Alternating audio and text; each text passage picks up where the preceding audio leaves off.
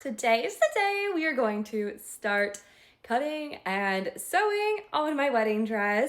I haven't decided if I want to start with the skirt or with the corset. Sleeves and the neck piece we're just gonna do last. I want to show you this really nifty seam ripper that I just got from an artisan's market. Wood and like ergonomic, and it has two different ends. Traditional size, bigger, heavier duty, bigger, and more difficult to get lost.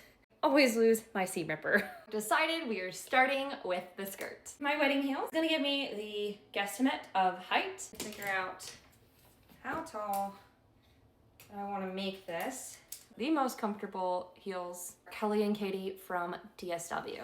Love these bows. This is like super flexible. Padding in here, highly recommend. Height measurement and waist measurements. I'm going to make this a gathered double circle skirt. Multiply that by 1.5, about 40 inches for waist gathering. And we're gonna divide that by 20. Use a waist radius calculator, and that equates out to 2.8 inches. Add like a 2-inch buffer in there, so we'll do 47 inches for the height. This number right here, make a negative pattern.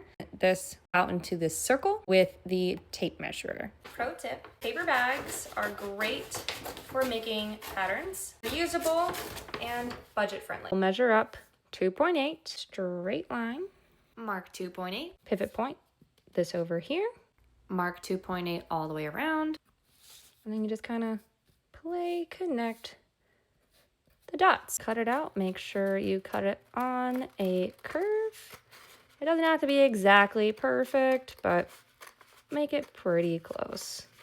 And now we have our negative pattern to start working with the fabric. This is pretty wrinkled. Normally I don't bother with ironing or steaming, but I think we're gonna need to go ahead and do that before we start cutting. And then it took me like 3 hours to steam the whole 11 yards of this satin fabric, which I did in silence for some reason. 3 hours later.